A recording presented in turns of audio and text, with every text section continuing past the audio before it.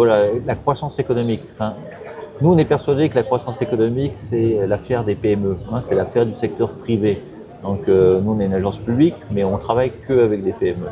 Donc, les PME françaises. Et c'est le moteur de tout développement. Et c'est le moteur du développement économique, oui.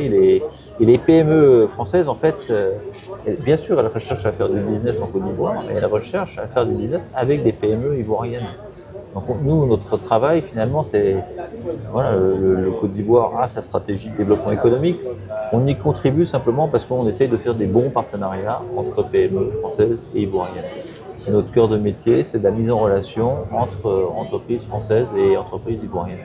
Et si les partenariats sont bons, ben voilà, ils créent un nouveau produit, ils innovent ensemble, ils développent le marché et voilà, ils gagnent de l'argent ensemble. Okay.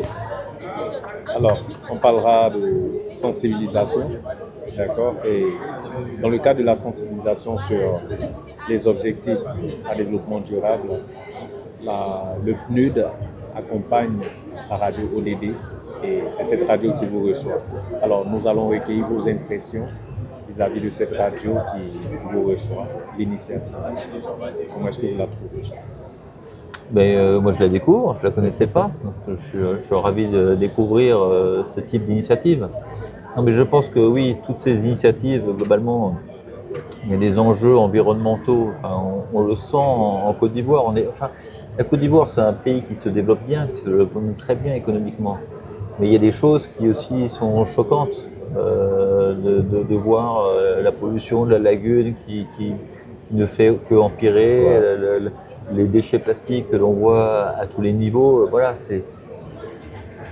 je pense que c'est pas obligatoire que développement économique rime avec détérioration de l'environnement. Ouais. On parle agriculture, on a parlé avec des gens dans l'agroforesterie, on voit qu'il y a des solutions assez simples à mettre en œuvre qui permettent un fort développement agricole. On parlait de rendement sans pour autant appauvrir les sols ou des choses comme ça. Donc je pense que c'est beaucoup en fait de communication et d'éducation. Hein. La base c'est ça, hein, la formation, l'éducation. Et là-dessus il faut communiquer. Et donc je pense que c'est ça votre rôle. Hein, vous communiquez. Je pense que oui, demain il faut aller encore plus loin sur vous communiquer, donc vous sensibilisez les gens. Donc, et demain il faut les éduquer, quoi. Enfin, il faut aller plus loin dans la sensibilisation. Parce que je pense qu'il y a des solutions.